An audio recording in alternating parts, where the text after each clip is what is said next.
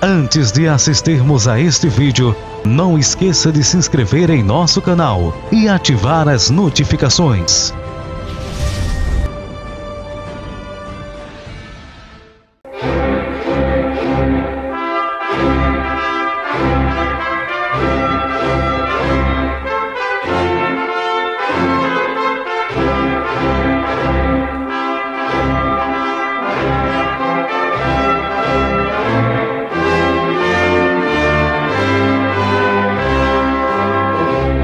Glória a Deus. Querido irmão, querida irmã, aqui quem vos saúda é o seu irmão em Cristo, Alisson Gomes. Que a graça e a paz do nosso Deus esteja com você. Eu quero trazer hoje uma mensagem da parte de Deus que tem por tema oferecendo a Deus o verdadeiro sacrifício. Qual o verdadeiro sacrifício que você deve oferecer a Deus? Vamos aprender hoje através da palavra do Senhor e que neste exato momento você já pode abrir a sua Bíblia em Romanos 12, no versículo 1, que diz assim: Portanto, irmãos, rogo-lhes pelas misericórdias de Deus que se ofereçam em sacrifício vivo, santo e agradável a Deus, que é o vosso culto racional.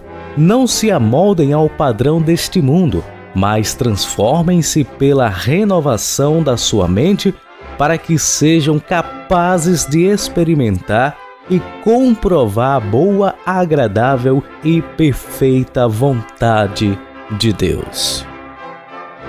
O apóstolo Paulo, escrevendo uma epístola aos Romanos, em 56 d.C., provavelmente enquanto estava na cidade de Corinto, fazendo arrecadações de donativos no propósito de ajudar os cristãos necessitados de Jerusalém, ele roga aos cristãos de Roma para que eles se ofereçam como um sacrifício vivo, santo e agradável a Deus, porque este é o culto racional. No primeiro e segundo versículo do capítulo 12 de Romanos, o apóstolo Paulo nos deixa ciente das nossas responsabilidades com Deus. Ele ainda roga para que os filhos de Deus não se amoldem ao padrão deste mundo. Ou seja, ele pede para que as pessoas que professam a fé cristã não sejam iguais às pessoas deste mundo. Mas antes ele pede o seguinte: transformem-se pela renovação da sua mente, para que sejam capazes de experimentar e comprovar a boa, agradável e perfeita vontade de Deus. E isso está lá no versículo 2 deste capítulo. O que chama a atenção nesta epístola é que o apóstolo não está escrevendo aos incrédulos, as pessoas que viviam praticando o pecado, aquelas pessoas que não têm compromisso com Deus, e sim aos santos em Roma, que eram os que tinham se convertido ao Senhor Jesus, porque a palavra de Deus chama aquelas pessoas que são separadas por Deus, que se convertem ao Senhor Jesus, a palavra de Deus chama estas pessoas de santos. Então, santo significa separado, de acordo com as Escrituras. Então, a todos os que em Roma são chamados de Deus e chamados para serem santos. Romanos, no primeiro capítulo, no versículo 7, está escrito isso. Então ele destinou esta carta de Romanos para os santos em Jerusalém, ou seja, aqueles que já tinham se convertido ao Senhor Jesus Cristo lá em Jerusalém. Então, meus queridos amigos, por que o apóstolo Paulo roga-nos dessa forma? Por que ele implora desta forma? Simplesmente porque ele, sendo um homem de Deus bastante instruído na Santa Palavra, sabia que a soberania de Deus não anula a liberdade humana. E o que isto quer dizer? Quer dizer que Deus, por mais que seja o Todo-Poderoso, não pode obrigar o ser humano a servi-lo e adorá-lo. Porque ao homem foi dado livre-arbítrio pelo próprio Criador, já que o mesmo foi feito à sua imagem e semelhança, sendo então outorgada a fala, inteligência, capacidade de domínio e alma imortal.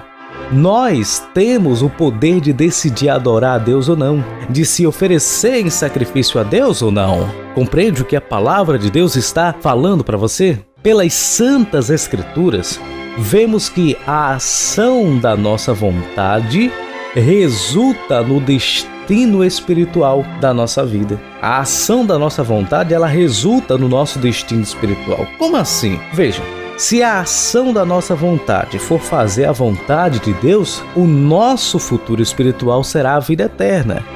Mas se a ação da nossa vontade for praticar os desejos da carne, então, meu amigo e minha amiga, o nosso futuro espiritual será a morte eterna. A palavra de Deus diz claramente que aquele que planta na carne, colherá na carne, e aquele que planta no Espírito, colherá no Espírito para a vida eterna. Ou não é assim? Então, veja que o que está escrito também lá em Gálatas, capítulo 6, do 7 ao 8, é o seguinte: não se deixe enganar, de Deus não se zomba, pois tudo que o homem semear, isto também colherá. Quem semeia para a sua carne, faz a vontade da natureza pecaminosa. E o que? Colherá destruição. Mas o que semeia para o Espírito, ou seja, obedecer os ensinamentos de Deus, sempre está ali todos os dias, obedecendo a palavra do Senhor, procurando, se esforçando para servir a Deus, então do Espírito colherá a vida eterna. Então você vai ter uma vida de acordo com o que você está plantando hoje. Se você plantar as coisas boas, é óbvio que você vai colher as coisas boas. Se você plantar o que é mal, vai colher o que é mal. E uma coisa interessante na lei da semeadura é que você nunca colhe na mesma medida que você plantou. Um exemplo, se você planta um caroço de feijão, um exemplo simples, você não vai colher simplesmente um caroço de feijão, não. Vai nascer uma árvore de feijão, não é isso? Uma planta, seja lá o que for, e vai lhe dar vários grãos de feijão. Então, você planta, é claro que se você plantar um pouquinho, você vai colher pouco, mas não exatamente a quantidade exata que você plantou. Você sempre vai colher mais além daquilo que você plantou, no sentido de que você, se plantar uma semente, você vai colher várias outras sementes. Então, se você plantar uma semente boa, você vai colher várias coisas boas na sua vida. Você vai receber muitas dádivas de Deus, muitas bênçãos. Mas se você vive plantando mal, com certeza o diabo vai te retribuir isso, com muitos males na sua vida. Mas, afinal, o que significa realmente se oferecer em sacrifício vivo, santo e agradável a Deus? Para que possamos entender a fundo este ensinamento da palavra de Deus, isto é, se oferecer em sacrifício vivo, santo e agradável a Deus, precisamos compreender o que é sacrifício.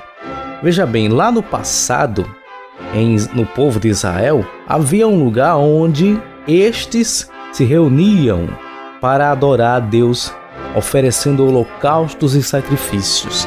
Eram holocaustos de animais que eram oferecidos a Deus lá no templo em Jerusalém para a remissão dos pecados. Isso era feito anualmente.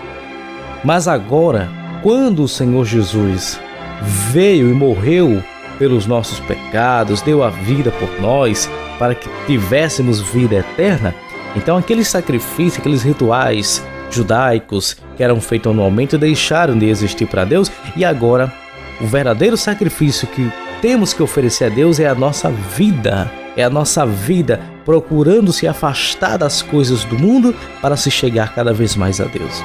Então devemos nos oferecer em sacrifício vivo, santo e agradável a Deus, porque se já nos tornamos filhos de Deus por meio de Jesus, não pertencemos mais a nós mesmos, e sim a Deus.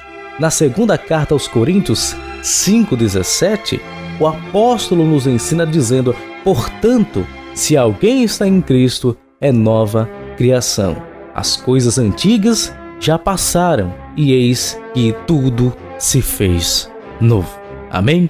Deus abençoe a você, meu irmão e minha irmã, em Cristo Jesus abundantemente.